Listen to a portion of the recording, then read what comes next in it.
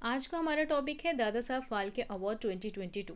ये टॉपिक जो है करंट अफेयर से रिलेटेड है 2022 का। इसमें हम टॉपिक और एमसीक्यू दोनों को ही कवर करेंगे। तो चलिए स्टार्ट करते हैं। तो पहली चीज़ है दादा साहब फाल्के अवार्ड ये किस फील्ड का है, पहला क्वेश्चन ये आता है। और ये क्यों दिया जाता है, किसको दिया जाता है ना, ये चीज़ देख लेते हैं हम।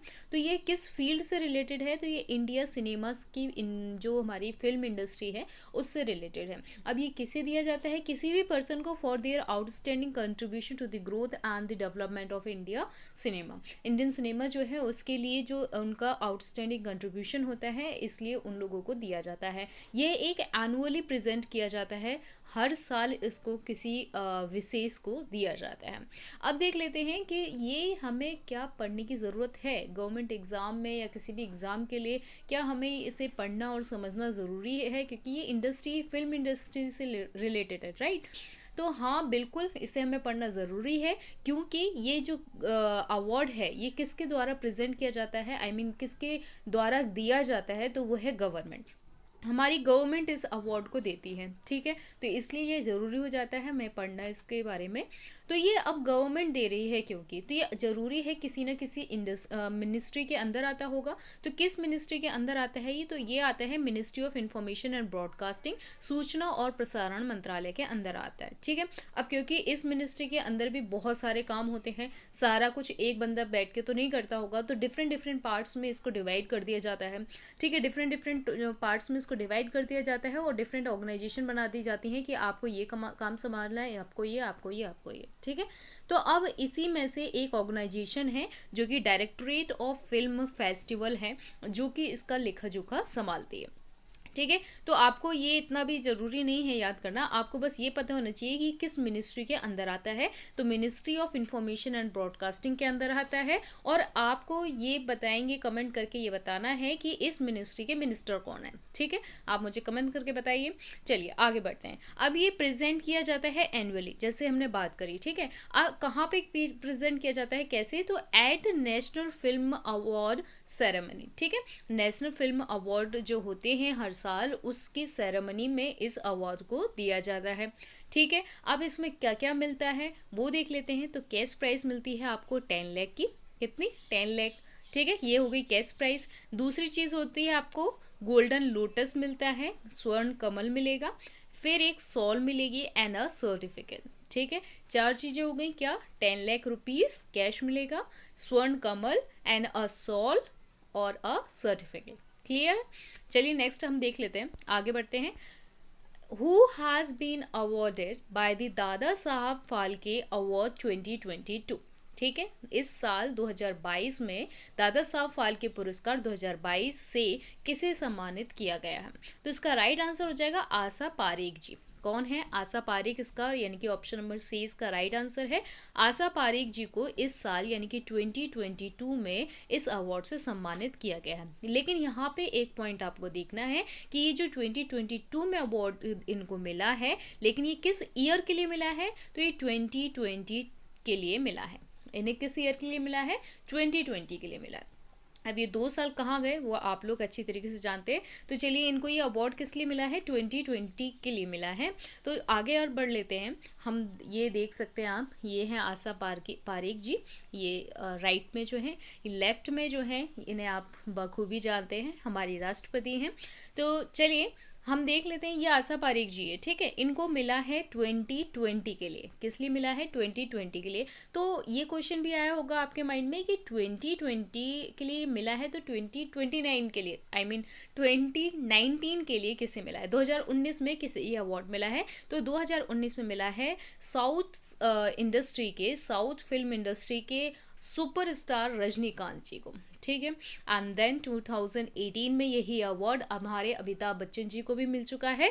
तो ये चीज़ मेरे ख्याल से आपको याद करने की बिल्कुल ज़रूरत नहीं पड़ेगी, अपने आप माइंड में घुस गया होगा कि 2018 में अमिताभ बच्चन को, फिर रजनीकांत जी को, और इस साल क्या किसे मिला है, इस साल मिला है हमारी आशा पारेख जी को। क्लियर है। तो ये चीज़ हमारी हो गई। अब देख लेते हैं नेक्स्ट पॉइंट। तो ये वाला जो संस्करण है, कौन सा संस्करण था ये, तो ये 52nd था। क्या था, 52nd, यानी कि इससे पहले इनको 51 लोगों को यह पुरस्कार से सम्मानित किया जा चुका है। ठीक है, अब इस पुरस्कार से कितने लोगों को सम्मानित कर दिया गया है? 52। अब हो गए हैं, इस साल से 52 हो गए हैं, इससे पहले कितने थे?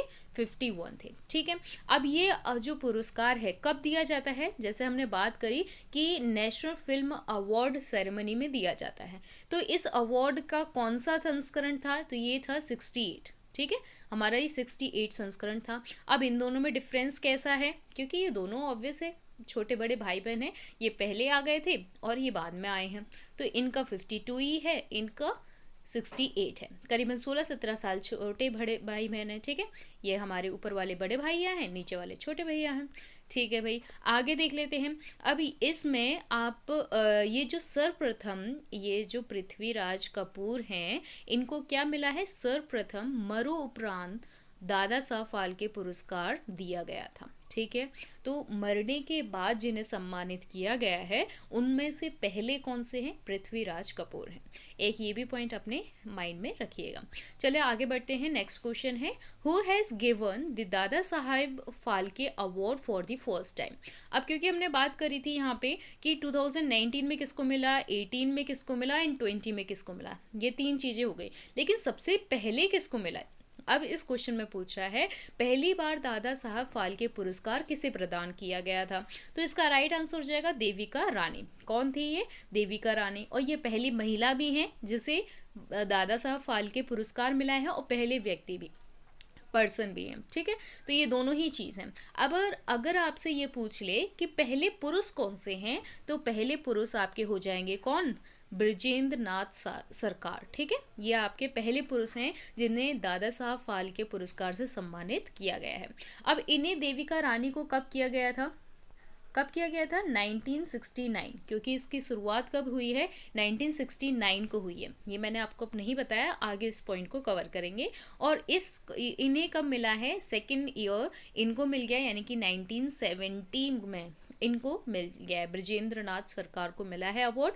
तो पहली महिला ये हो गई और पहले पुरुष ये हो गए। अगर पहले पर्सन की बात कर रहे हैं कि सर्वप्रथम किसको सम्मानित किया गया है इस अवार्ड से, तो आपका आंसर क्या होना चाहिए? देविका रानी जी को किया गया है। कब किया गया है? 1969 में किया गया है। चलिए नेक्स्ट क्वेश्चन देख लेते हैं। व्हेन दी दादा Saheb Phalke award was started?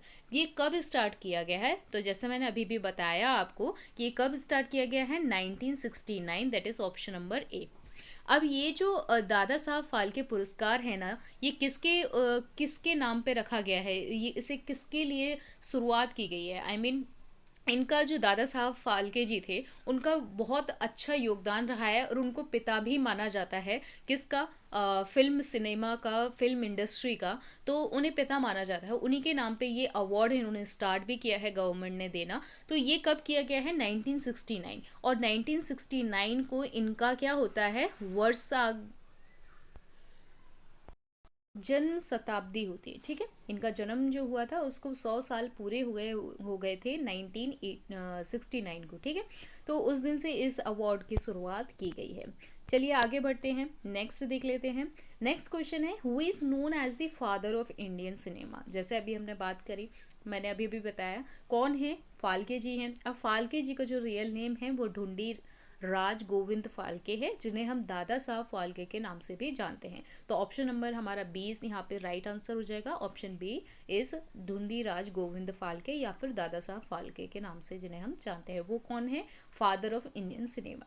Okay, next question है, Dada Saheb Phalke award is given by which ministry?